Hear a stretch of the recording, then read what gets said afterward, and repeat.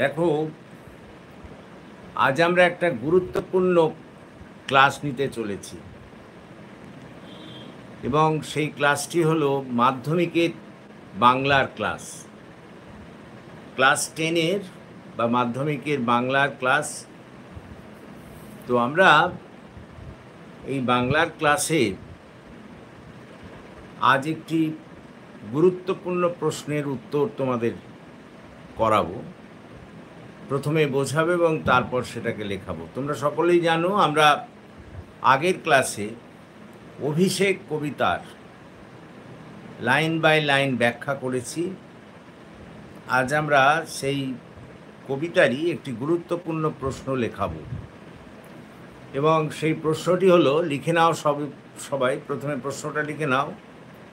অভিষেক কবিতার নামকরণের সার্থকতা আলোচনা করো। অভিষেক কবিতার নামকরণের সার্থকতা আলোচনা করো। আমাকে একটু ভালো করে শুনতে হবে। দেখো, প্রথমেই বলি যে এই অভিষেক কবিতাটা মাইকেল মধুসূদন দত্ত তাঁর মেঘনাদ বধ কাব্যের প্রথম স্বর্গের নামকরণ করেছেন অভিষেক।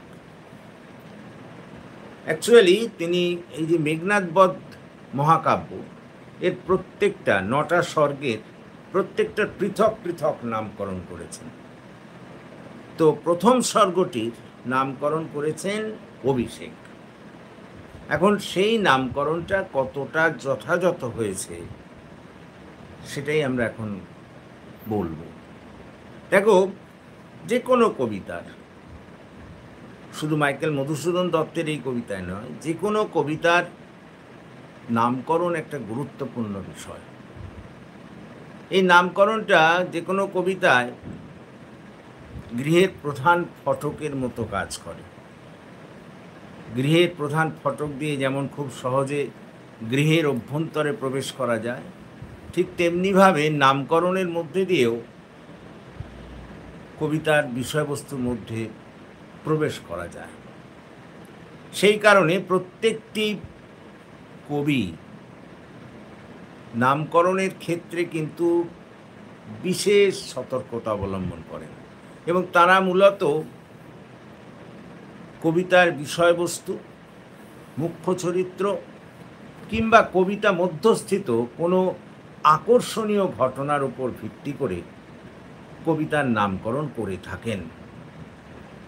এখন মাইকেল মধুসূদন দত্ত তাঁর মেঘনাদ বধ কাব্যের প্রথম স্বর্গের নামকরণ কেন অভিষেক করলেন, এই প্রশ্নের উত্তর দিতে গেলে এই প্রথম স্বর্গটি বিশ্লেষণের প্রয়োজন আছে। এবং প্রথম স্বর্গটা যদি আমরা বিশ্লেষণ করি তাহলে আমরা দেখব যে প্রথম স্বর্গে যদি আমরা বিশ্লেষণাত্মক আলোচনা করি তাহলে দেখব মেঘনাদ যখন তিনি প্রমোদ কাননে বিশ্রামরত অবস্থায় ছিলেন, তখন স্বর্ণলঙ্কার অবস্থা মোটেই ভালো ছিল না। কারণ মেঘনাদের কনিষ্ঠ ভ্রাতা বীরবাহু রামলক্ষণের বিরুদ্ধে যুদ্ধ করতে গিয়ে মারা গিয়েছেন, আর সেনাপতি করার মতো লোকও কিন্তু স্বর্ণলঙ্কায় নেই। সেই জন্য মহারাজ দশানন যুদ্ধে যাওয়ার জন্য কিন্তু প্রস্তুতি নিচ্ছেন। তো এই অবস্থায় স্বর্ণলঙ্কার অর্থাৎ রাক্ষসরাজ রাবণের কুলদেবী লক্ষ্মী বা রমা, তিনি তখন মেঘনাদের ধাত্রীমাতা প্রভাসার রূপ ধারণ করে এসে মেঘনাদকে স্বর্ণলঙ্কার সব অবস্থা বিচার করে বিশ্লেষণ করলেন। বললেন তার ভাই বীরবাহু যুদ্ধে মারা গেছেন, আর সেনাপতি পাঠানোর মতো কোনো যোগ্য ব্যক্তি নেই, বৃদ্ধ রাজা দশানন যুদ্ধে যাচ্ছেন, এই সব মেঘনাদকে বললেন। এবং সেটা শোনার সঙ্গে সঙ্গেই মেঘনাদ আর দেরি না করে স্বর্ণলঙ্কায় এসে হাজির হলেন এবং রাম লক্ষ্মণের বিরুদ্ধে যুদ্ধে যাওয়ার জন্যে সেনাপতি হওয়ার জন্য বাবার কাছে অনুরোধ রাখলেন। কিন্তু পিতা রাবণ কিছুতেই তাকে ছাড়তে চান না। কারণ তার একমাত্র যোগ্য সন্তান হিসেবে জীবিত আছে মেঘনাদ। মেঘনাদ যদি চলে যায় তাহলে তার আর কেউ থাকবে না। সেই কারণে তিনি ঠিক করেছেন তিনি নিজেই যুদ্ধে যাবেন, মেঘনাদকে ছাড়বেন না। তখন মেঘনাদ রাক্ষসরাজ রাবণকে বোঝাতে লাগলেন যে সক্ষম পুত্র জীবিত থাকা সত্ত্বেও বৃদ্ধ পিতা যদি যুদ্ধে যায় তখন গোটা ত্রিভুবন কিন্তু ওই পুত্রের গায়ে কলঙ্কের কালি লেপন করবে, সবাই মেঘনাদকে খারাপ বলবে। তাছাড়া মেঘনাদ আরও বোঝালেন যে রাম লক্ষ্মণকে এর আগে তিনি পরাজিত করেছেন, সুতরাং আর একবার তিনি অনুমতি চাইলেন কার কাছ থেকে? রাক্ষসরাজ রাবণের কাছ থেকে সেনাপতি হওয়ার জন্য, এবং এবারে তিনি একেবারে রাম লক্ষ্মণকে নিকেশ করবেনই এই প্রতিজ্ঞাও করলেন। স্বাভাবিকভাবে রাক্ষসরাজ রাবণ তাকে যুদ্ধে যেতে দেবেন না, আর মেঘনাদ যাবেনই। এই দুই এর মধ্যে ঘাত প্রতিঘাতের মধ্যে দিয়ে শেষমেশ রাক্ষসরাজ রাবণ ঠিক করলেন তাকেই অভিষিক্ত করলেন এই রাম লক্ষ্মণের বিরুদ্ধে যুদ্ধে যাওয়ার জন্য সেনাপতি হিসেবে অভিষিক্ত হলেন মেঘনাদ। তাহলে দেখো, এই যে অভিষেক মানে কি? কোনো কিছুতে কাউকে নিযুক্ত করা, তো তাকে তিনি অভিষিক্ত করলেন সেনাপতি পদে।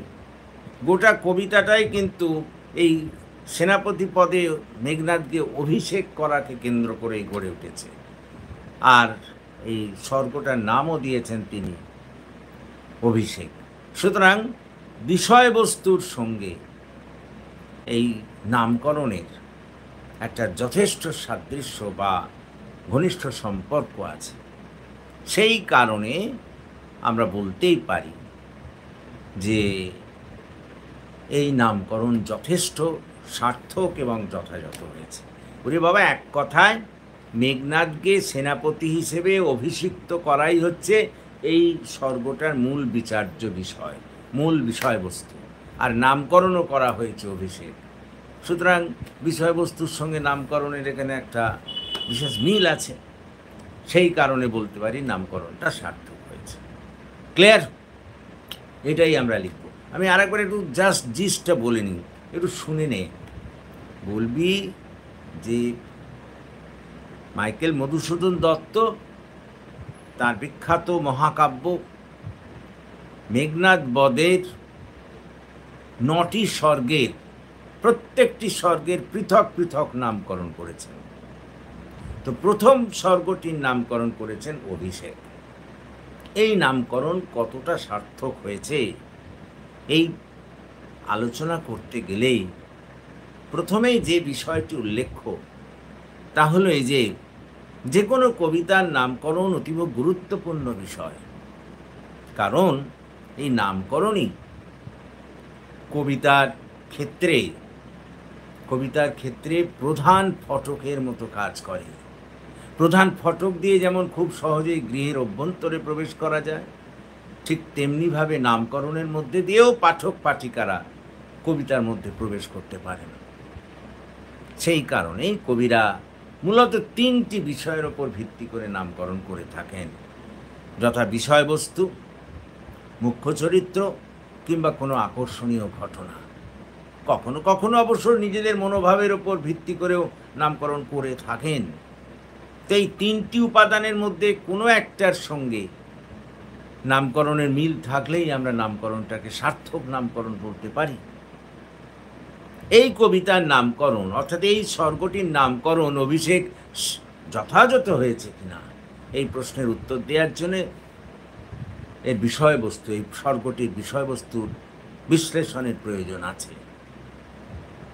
স্বর্গটি বিশ্লেষণ করে দেখা যায় যে বীরবাহু মারা গিয়েছে, আর যোগ্য ব্যক্তি নেই যাকে সেনাপতি করে রাম লক্ষ্মণের বিরুদ্ধে পাঠানো যাবে। সেই কারণে রাক্ষসরাজ দশানন নিজেই যুদ্ধে যাবার জন্যে তৈরি হচ্ছেন। ঠিক সেই সময় স্বর্ণলঙ্কার রাক্ষসরাজ রাবণের কুলদেবী লক্ষ্মী দেবী তিনি ওই প্রমোদ কাননে বিশ্রামরত মেঘনাদকে স্বর্ণলঙ্কার পরিস্থিতি জানাবার জন্যে সেখানে যান এবং তার ধাইমায়ের রূপ ধারণ করে, প্রভাষার রূপ ধারণ করে তাকে বলেন স্বর্ণলঙ্কার দুর্বিষহ অবস্থার কথা। বীরবাহু মারা গিয়েছে, আর নতুন করে কাউকে সেনাপতি, যোগ্য সেনাপতি করার মতো লোক নেই। রাক্ষসরাজ দশানন, বৃদ্ধ রাক্ষসরাজ দশানন নিজেই যুদ্ধে যাচ্ছেন। এই কথা শোনার সঙ্গে সঙ্গেই মেঘনাদ সেখান থেকে চলে আসেন স্বর্ণলঙ্কায়, নিজেকে ধিক্কার জানান যে তিনি কি করেছেন।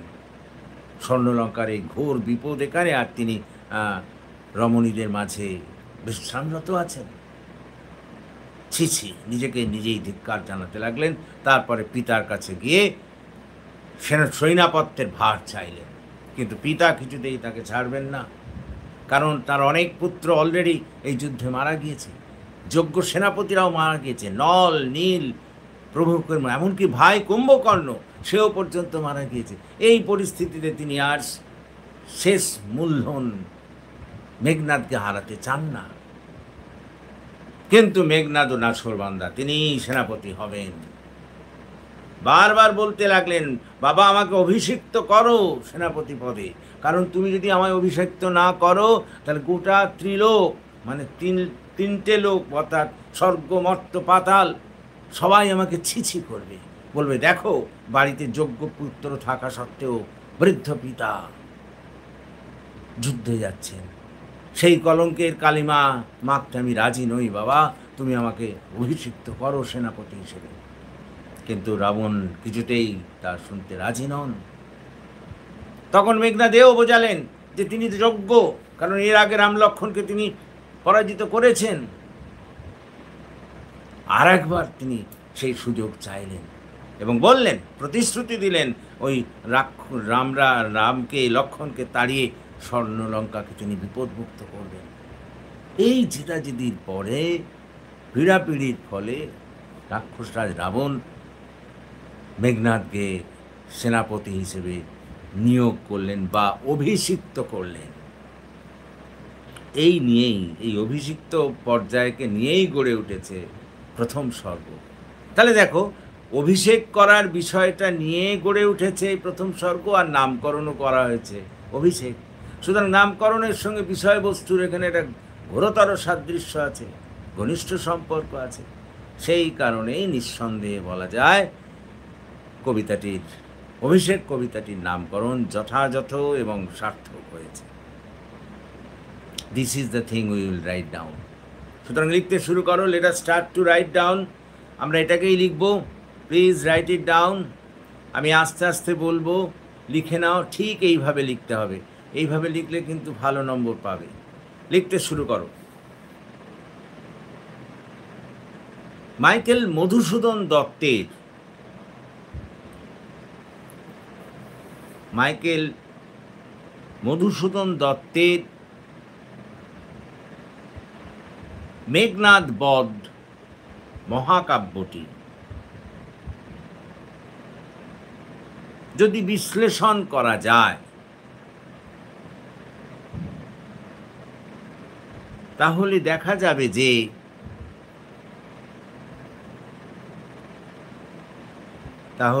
যাবে যে এই মহাকাব্যটি 9টি স্বর্গ নিয়ে গড়ে উঠেছে এবং মাইকেল মধুসূদন দত্ত প্রতিটি স্বর্গের জন্য, মাইকেল মধুসূদন দত্ত প্রতিটি স্বর্গের জন্য পৃথক পৃথক নামকরণ করেছেন। দাঁড়িয়ে প্রথম স্বর্গটির নামকরণ তিনি করেছেন অভিষেক। এই নামকরণ কতটা যথাযথ হয়েছে এই প্রশ্নের উত্তর দিতে গিয়ে বলা যায় যে কোনো কবিতার নামকরণ একটি অতীব গুরুত্বপূর্ণ বিষয়।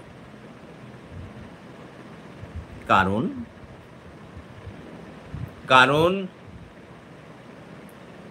এই নামকরণ যে কোনো কবিতার ক্ষেত্রে গৃহের প্রধান ফটকের মতো কাজ করে। গৃহের প্রধান ফটকের মতো কাজ করে। দাঁড়ি প্রধান ফটক দিয়ে যেমন খুব সহজেই গৃহের অভ্যন্তরে প্রবেশ করা যায়, ঠিক তেমনই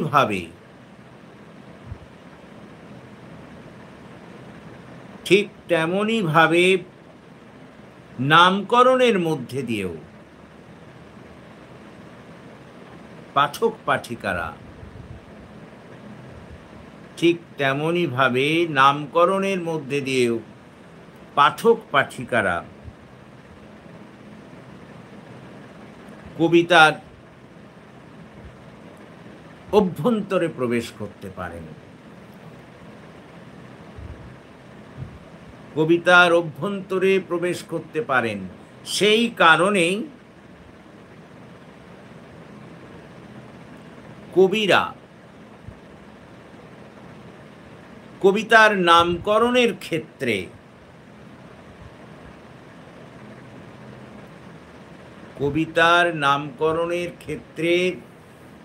বিশেষ গুরুত্ব আরোপ করেন। কবিতার নামকরণের ক্ষেত্রে বিশেষ গুরুত্ব আরোপ করেন। তারা মূলত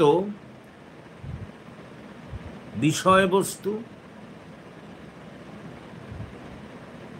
মুখ্য চরিত্র কিংবা কবিতা মধ্যস্থিত কোনো আকর্ষণীয় ঘটনার উপর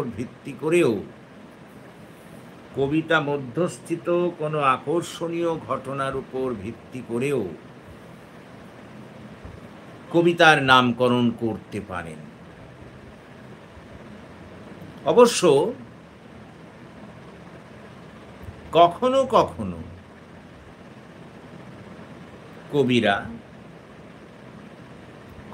কখনো কবিরা নিজেদের মনোভাবের উপর ভিত্তি করেও নামকরণ করতে পারেন।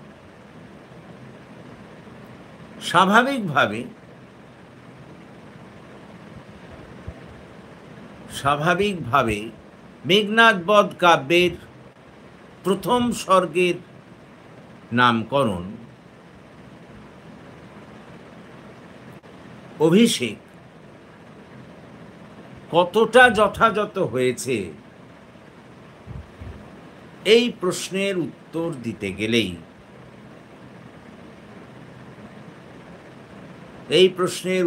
দিতে গেলেই মেঘনাদ বধ মহাকাব্যের প্রথম স্বর্গটি বিশ্লেষণের প্রয়োজন আছে। এই স্বর্গটিকে বিশ্লেষণ করে যদি উপরোক্ত উপাদানগুলির মধ্যে কোনো একটির সঙ্গে উপরোক্ত উপাদানগুলির মধ্যে কোনো একটির সঙ্গে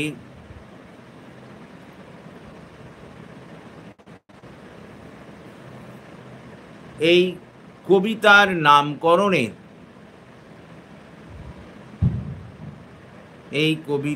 নামকরণের মিল খুঁজে পাওয়া যায়, তবেই এই নামকরণটিকে যথাযথ বলা যাবে। প্যারাগ্রাফ। তবেই এই নামকরণটিকে যথাযথ বলা যাবে। প্যারাগ্রাফ করো। মেঘনাদ বধ কাব্যের প্রথম সর্গটি বিশ্লেষণ করলে দেখা যায় যে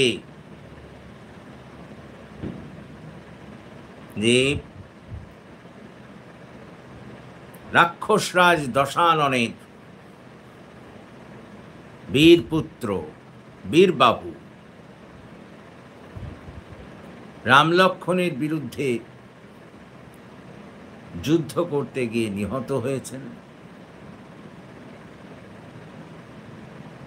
রামলক্ষ্মণের বিরুদ্ধে যুদ্ধ করতে গিয়ে নিহত হয়েছেন। স্বর্ণলঙ্কা সেই সময় প্রায় বীরশূন্য হয়ে পড়েছে, কারণ একমাত্র জীবিত মেঘনাদ,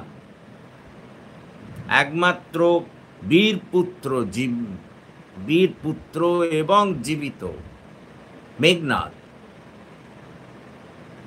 স্বর্ণলঙ্কায় নেই। তিনি প্রমোদ কাননে বিশ্রামরত অবস্থায় আছেন।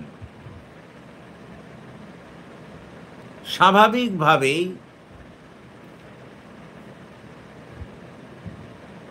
সেই পরিস্থিতিতে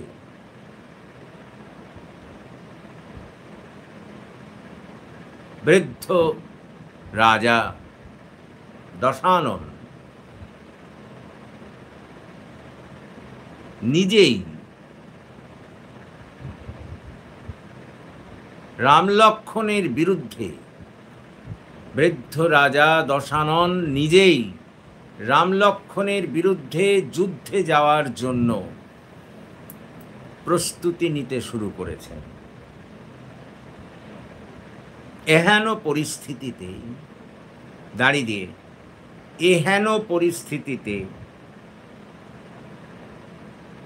রাক্ষসরাজ রাবণের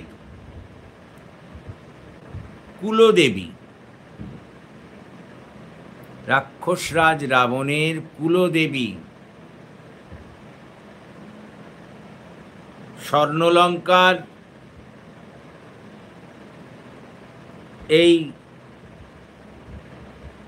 দুর্দিন সহ্য করতে না পেরে তিনি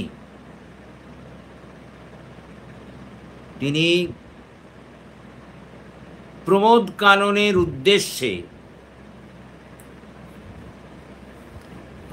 কাননের উদ্দেশ্যে যাত্রা করেছেন এবং সেখানে মেঘনাদের ধাত্রীমাতা প্রভাসার রূপ ধারণ করে তিনি মেঘনাদকে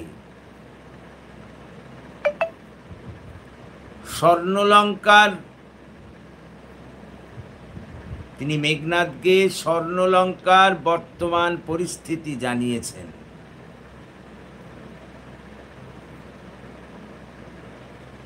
তার ভাই বীরবাহু যে মারা গিয়েছেন এবং বৃদ্ধ রাজা যে যুদ্ধে যাওয়ার জন্য প্রস্তুতি নিচ্ছেন, এই সব কথা তিনি এসব কথা তিনি মেঘনাদকে জানিয়েছেন। প্যারাগ্রাফ, প্রভাষার রূপ ধারণকারী, প্রভাষার রূপ ধারণকারী লক্ষ্মী দেবীর মুখ থেকে এই কথা শোনার সঙ্গে সঙ্গে, এই কথা শোনার সঙ্গে সঙ্গে মেঘনাদ স্বর্ণলঙ্কার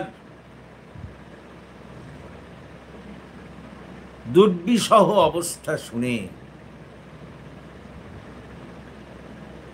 দুর্বিষহ অবস্থা শুনে একেবারে ভেঙে পড়েছেন। মৃত ভ্রাতা বীরবাহুর জন্য যেমন, মৃত ভ্রাতা বীরবাহুর জন্য যেমন শোকার্ত হয়ে উঠেছেন, ঠিক তেমনই ভাবে বৃদ্ধ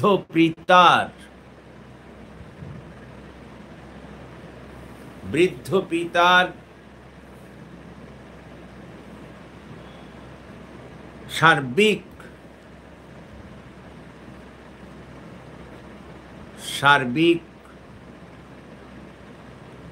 অনুভূতির কথা ভেবেও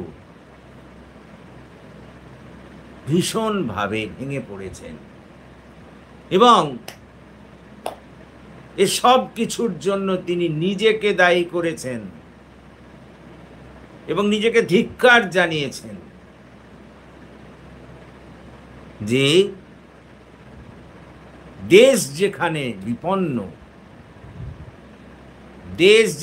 বিপন্ন ও শত্রু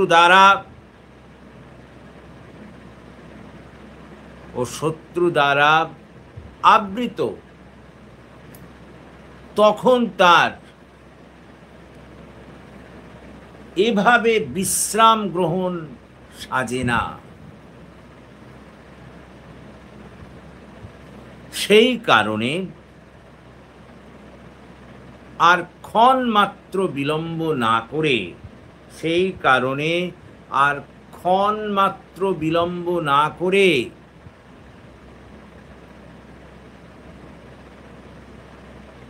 লিখতে পারছিস? হ্যালো, লিখতে পারছিস? শুনছিস? সেই কারণে আর ক্ষণ মাত্র বিলম্ব না করে তিনি স্বর্ণলঙ্কায় গিয়ে হাজির হয়েছেন এবং পিতার কাছ থেকে সৈন্যাপত্যের ভার চেয়েছেন। প্যারাগ্রাফ,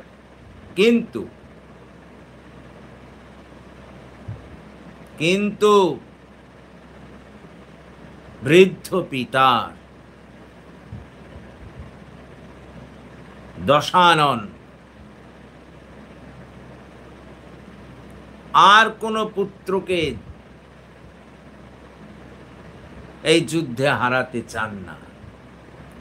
সেই কারণে তিনি একমাত্র নয়নের মণি মেঘনাদকে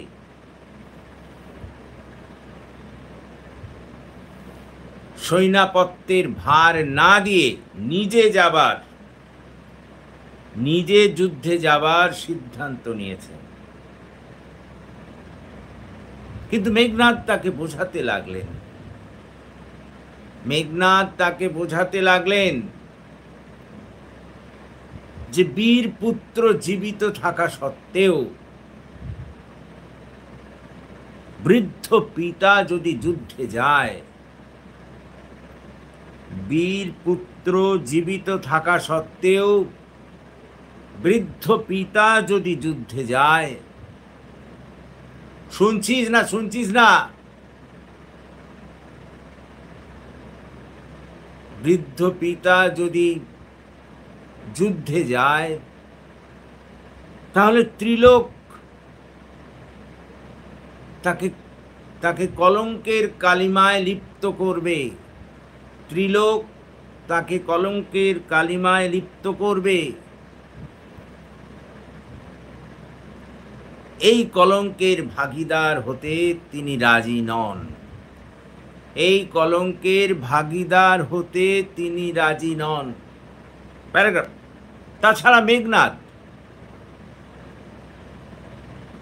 রাক্ষসরাজ রাবণকে আরো বোঝালেন যে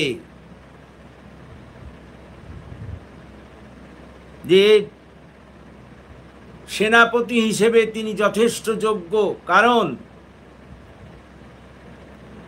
এর আগেও তিনি রাম লক্ষ্মণকে হারিয়েছেন।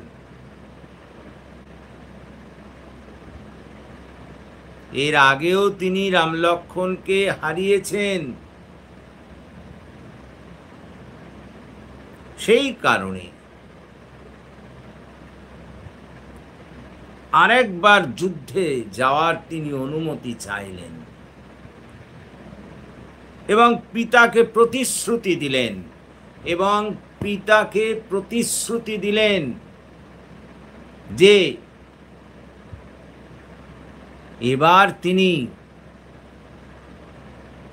রাম লক্ষ্মণকে নিকেশ করেই ছাড়বেন। তাদের স্বর্ণলঙ্কা থেকে বিতাড়িত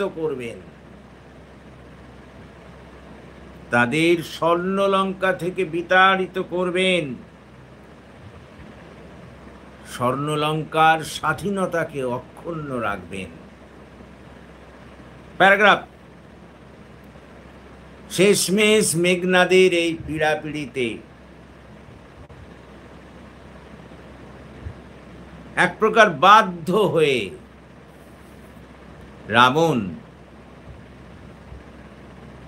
রাবণ তাকে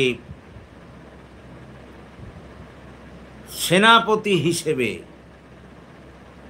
অভিষিক্ত করলেন।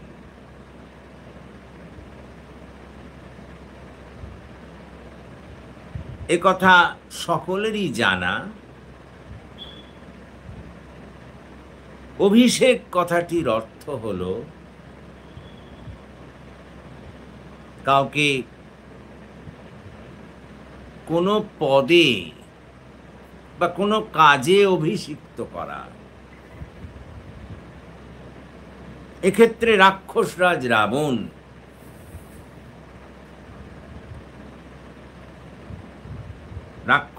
রাবণ রাম লক্ষ্মণের বিরুদ্ধে সেনাপতি হিসেবে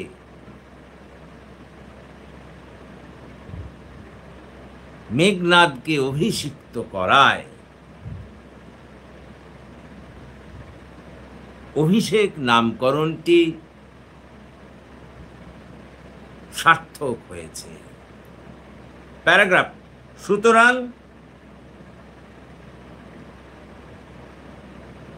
উক্ত আলোচনা থেকে সহজেই বোঝা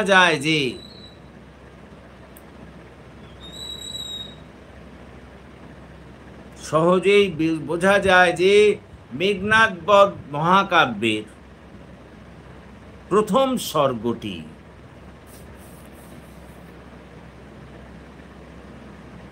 মেঘনাদকে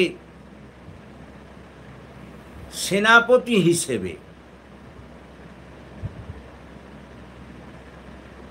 অভিষিক্ত করার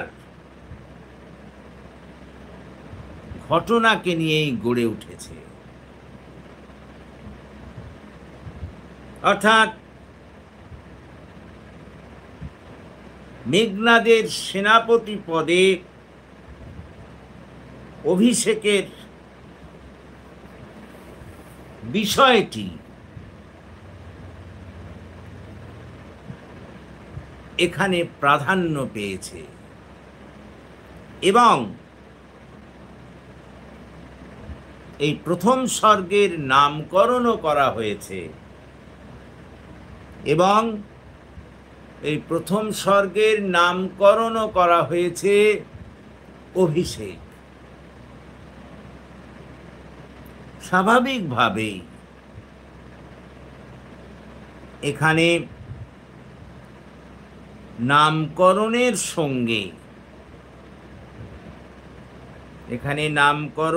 সঙ্গে বিষয়বস্তুর একটা ঘনিষ্ঠ সম্পর্ক গড়ে উঠেছে। কারণ বিষয়বস্তু মেঘনাদের সেনাপতি হিসেবে অভিষেক কেন্দ্রিক, এবং নামকরণও করা হয়েছে অভিষেক।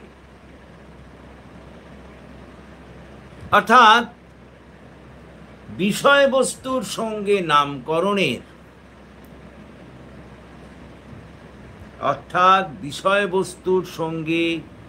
নামকরণের একটা ঘনিষ্ঠ সম্পর্ক এখানে গড়ে উঠেছে। সেই কারণে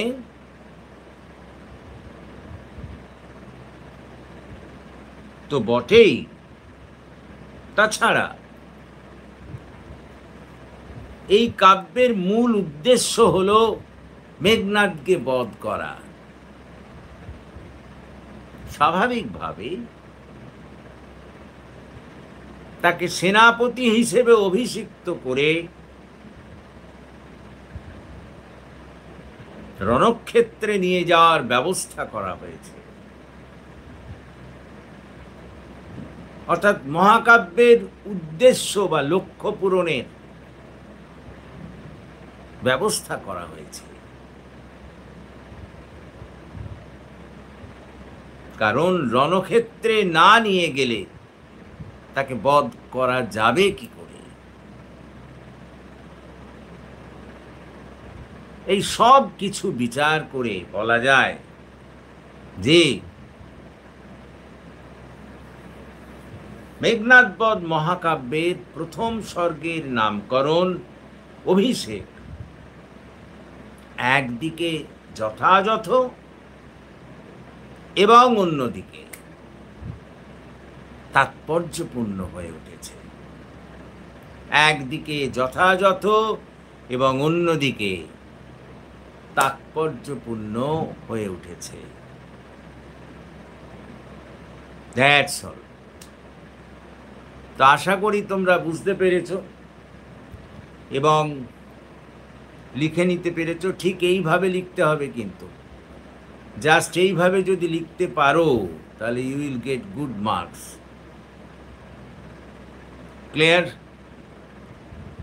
ঠিক এইভাবে লিখতে হবে।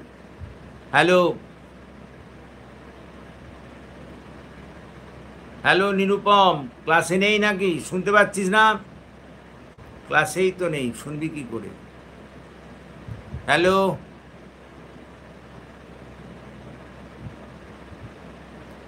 নিরুপম। তো দেখো, এই ছিল আজকে আমাদের আলোচ্য বিষয়। তা আশা করি তোমরা বুঝতে পেরেছো এবং বিষয়টি লিখে নিতেও পেরেছো। যদি তোমাদের এই ক্লাস সত্যি সত্যিই ভালো লাগে তাহলে প্লিজ এই ক্লাসের কথা তোমাদের বন্ধুবান্ধবদের মধ্যে শেয়ার করো। তাছাড়া অন্ততপক্ষে তোমাদের কাছ থেকে তো আমি লাইক, কমেন্ট এগুলো আশা করতেই পারি। তোমাদের যদি কোনো সমস্যা থাকে তাহলে সেটা আমাকে কমেন্ট বক্সে লিখে জানাও। সমস্যা থাকলে আমি সেগুলো সমাধান করার চেষ্টা করব। আর প্লিজ তোমরা এটিকে লাইক, কমেন্ট করে আমার এই চ্যানেলটিকে এগিয়ে নিয়ে যাওয়ার ক্ষেত্রে সাহায্য করো। এবং তোমরা যারা এখনও আমার এই চ্যানেলটিকে সাবস্ক্রাইব করোনি, প্লিজ সাবস্ক্রাইব মাই চ্যানেল। আমাকে এগিয়ে আসতে সাহায্য করো যাতে আমি তোমাদের আরও বেশি করে কাজে লাগতে পারি। So that's all for this day. So thank you for watching and listening. So good night to all of you.